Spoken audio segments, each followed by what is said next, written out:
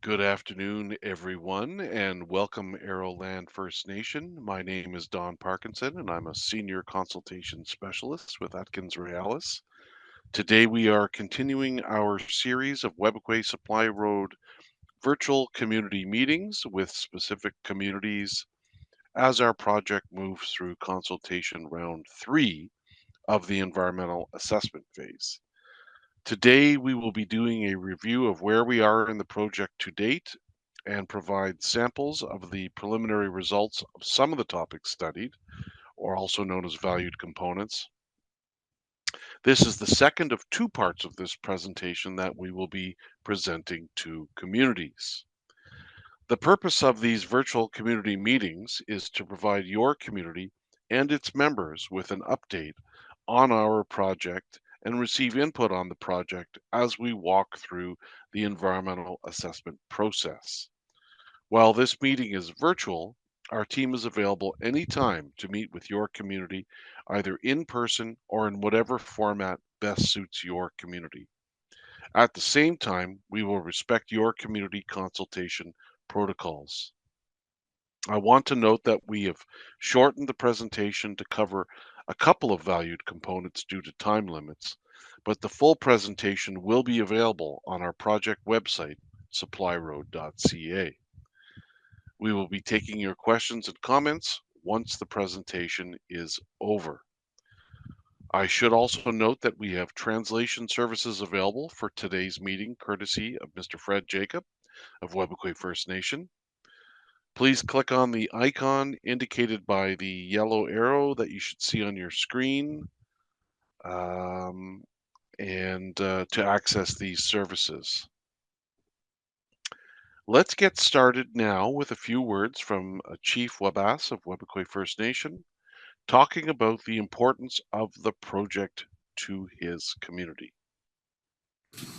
Um, Webequie has a vision, for their community, and uh, and we're looking for ways to how to prosper our community, and also to find or address some of the challenges that we have in our community. So we look into economic development, and we look into what's out there that can help us, become a community a vibrant community that is prospering from using the lands and resources.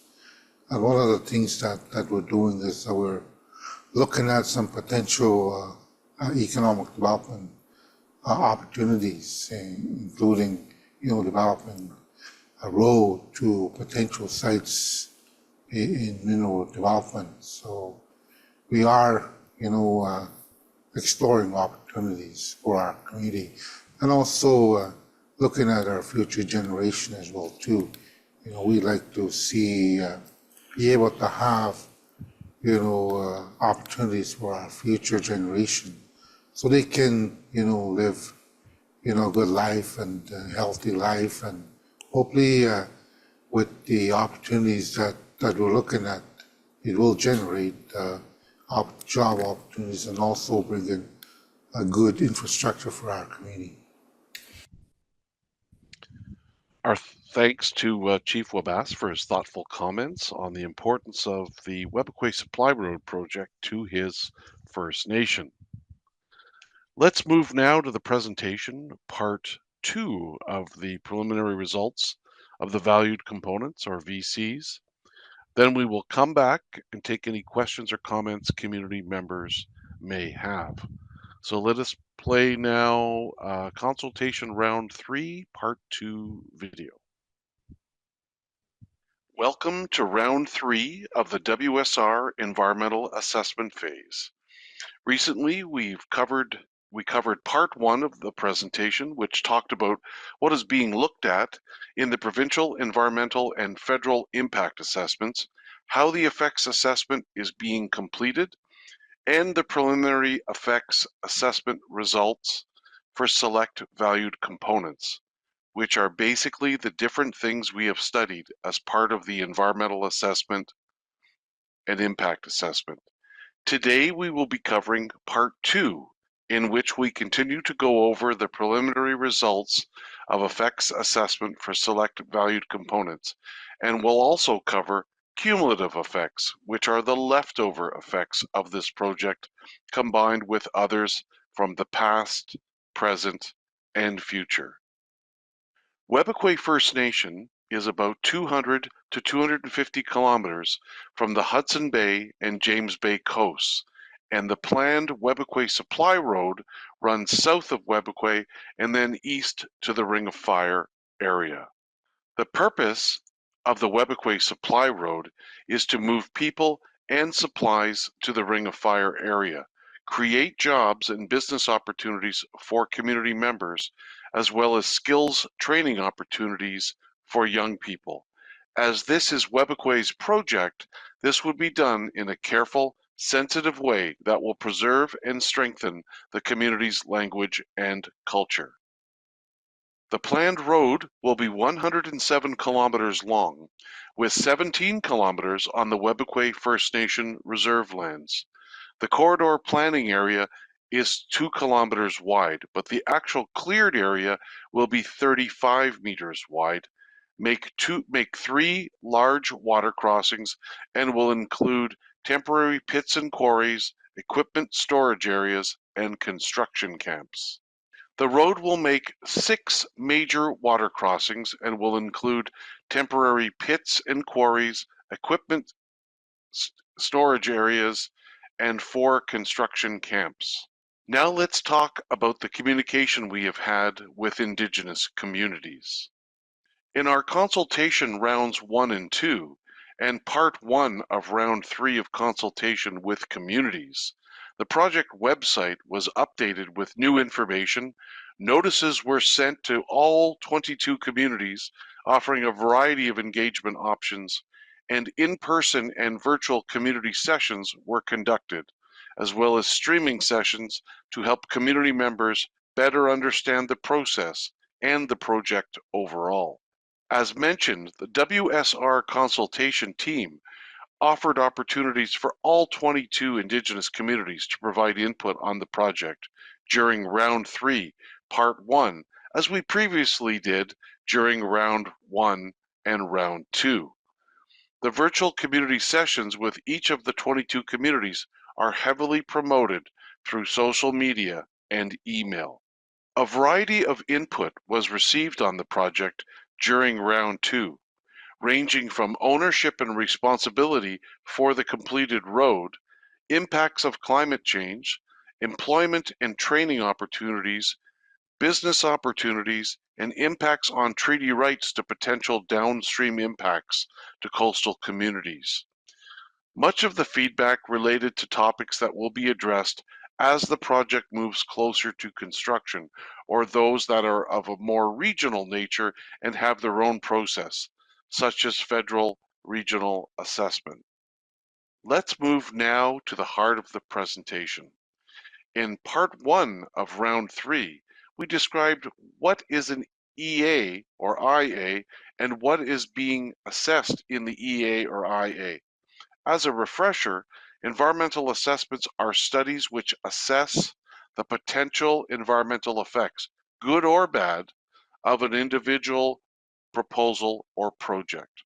For our purposes, the term environmental assessment or EA refers to the provincial process, while impact assessment or IA refers to the federal process. It includes engagement with rights holders and stakeholders to inform the process. As we have mentioned before, valued components, or VCs, are what has been identified by community members, the general public, and technical experts as required for study in the environmental assessment or impact assessment. In part 1, we looked at the project's effect on some select valued components. Today, in part 2, we are looking at the project's effect on some other select VCs and other effects such as accidents or spills. Before we go further, let's review some key terms. Valued components, or VCs, are what are to be studied in the EA and IA. Indicators are the ways to measure potential effects for VCs. Temporal boundaries is the timeline for assessment, and spatial boundaries are the geographic areas for assessment. Now we are going to talk about about how the effects assessment is done. Engagement and consultation, as well as Indigenous knowledge, land, and resource use, feeds into the effects assessment steps, including identifying what will be studied, defining boundaries, identifying possible effects, and which are left over after mitigation, then looking at all the effects together, then identifying follow-up and monitoring and overall advantages and disadvantages of the project. We have received a lot of IKLRU information so far, including the purpose of traditional ceremonies, reliance on country foods, and climate change impacts. Existing or baseline conditions for each of the VCs are described through background research, engagement and consultation, and field studies. For each VC, we look at potential effects and pathways, how it happens, the route followed.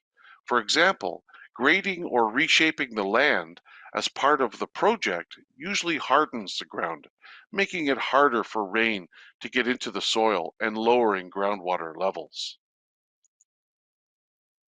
Mitigation can be done in different ways. Elimination of effects, reduction and control of effects and offsets, where improvements can be made elsewhere to improve fish habitat, for example. When we describe the net or leftover effects, we talk about the direction of the changes, positive or negative, the amount of change, the area impacted by the effect, when the effect will occur, how long the effect will be, how often it will occur, the social or cultural effect, whether the effect will be permanent, and how likely the effect is to occur. We determine how significant net or leftover effects using a number of methods, such as scientific experts working with community members, assessing risk ranking, or weighing effects, as well as the professional judgment of experts using their knowledge and experience. Let's move now to talk about preliminary results of effects assessment for select valued components. While we will focus on vegetation, which includes peatlands, wildlife, Aboriginal and treaty rights and interests for this presentation, due to limited time, the full version of this presentation that is available on the website will include preliminary results for social and economic, cultural heritage and archaeology, and human health and country foods. Possible impacts on vegetation could include changes in the variety or number of vegetation species through removal of some vegetation species that are rare or are important to community members and introduction of other species not from the area. We plan to mark and protect sensitive areas, including rare vegetation communities, as well as use lower impact vegetation clearing equipment. No herbicides or chemicals will be used to remove vegetation will be used. Also, specific management plans for soils, vegetation, erosion and sediment control, fuel storage and handling, spills prevention, construction waste, and site restoration and monitoring will be put in place to mitigate, meaning reduce or eliminate, potential project impacts. As for wildlife, the project could possibly result in wildlife loss due to project activities such as vegetation clearing and culvert installation. Changes in the movement of wildlife could also occur due to vegetation clearing, temporary use of fencing, and disturbances from blasting, clearing, hauling, and grading during construction and use of the road during its operation, as well as possible impacts from vehicle collisions.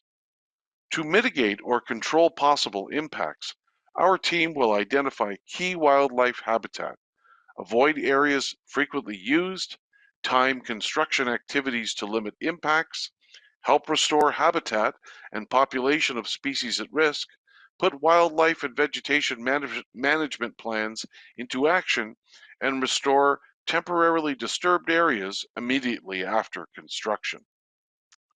In terms of the social environment, the project could possibly result in population changes, meaning actual numbers of people and mix of people, increased demand for housing and community services, increased load on community infrastructure, and possible changes to well-being. Positive effects could include fewer people leaving the community due to more economic opportunities available in community and improvements in the overall education and skill level of community members. To limit possible impacts on the social environment, cultural awareness training will be conducted for outside workers. Temporary construction camps will be used, training programs will be provided, improvements to healthcare facilities and services will be made, the number of outside workers will be limited, and air transportation will be used to limit impacts on community infrastructure. In terms of potential impacts on community members and the ability to exercise Aboriginal and treaty rights, the project could potentially impact access to lands and resources for traditional activities, change plants and animals, change harvesting areas, as well as impact the quality and type as well as availability of culturally important areas. To limit the impacts on community members and the exercise of their Aboriginal and treaty rights, we plan to continue to consult with community members to identify how to minimize or avoid impacts, avoid key traditional use areas, restore disturbed areas as quickly as possible, and use Indigenous knowledge, land and resources use information in not only the EA and IA, but also project development, planning, and design. Cumulative effects are the net effects of the project, combined with the net effects of other past, present, and future projects. It recognizes that the project does not sit alone in terms of impacts. There are a number of past, present, and future physical activities or projects in the general project region that are being considered in the cumulative effects assessment. Fish and fish habitat. The leftover effects of the proposed project on fish and fish habitat are expected to be low in magnitude with the implementation of mitigation measures to reduce or eliminate impacts. When it comes to Aboriginal and treaty rights and interests, potential cumulative effects of the proposed WSR and other activities or projects that could overlap with the WSR are anticipated to have predictable and mitigatable effects on local Indigenous communities. Traditional land and resource use patterns may be changed due to increased access. Changes to community life and traditional lifestyles or cultural continuity are not expected to change that much with the all-season road, given the implementation of mitigation measures. In terms of other possible effects, these could be what are called accidents or malfunctions, and could include accidental spills of hazardous materials, such as gasoline, diesel, propane, hydraulic fluids, lubricating oils and greases, and explosives, fires and explosions, damage or failure of road and or structure crossings of water bodies, vehicle or equipment accidents, accidental collisions involving vehicles associated with the project and vehicles moving through or around construction sites, or accidental death of animals due to inappropriate machinery or equipment operation. Accidental movements into environmentally sensitive habitat and sites such as watercourses or areas of cultural importance. Possible environmental effects of the project could include extreme weather events, wildfires, and changing climate. We designed the project to consider things like environmental risks and the changing climate. We also follow all design requirements for provincial highway projects. Our project emergency response plans take things like extreme weather events and wildfires into consideration. The project's EA or IA is required to include a description of the extent to which the effects of the project hinder or contribute to the Government of Canada's ability to meet its environmental obligations and its commitments in respect to climate change. The goals and objectives of the proposed Webequie Supply Road are as follows: to facilitate the movement of materials, supplies, and people from the Webequie Airport to the area of existing mineral exploration activities and proposed mine developments in the McFalds Lake area, to provide employment and other economic development opportunities to Webequie First Nation community members and businesses that reside in or around the community's reserve and traditional territory while preserving their language and culture, and to provide experience and training opportunities for youth to help encourage pursuit of additional skills through post-secondary education. As of now, the plan is to finalize the environmental assessment in 2026. You can contact us in many ways. Miigwech, and see you soon. Okay, welcome back, everyone.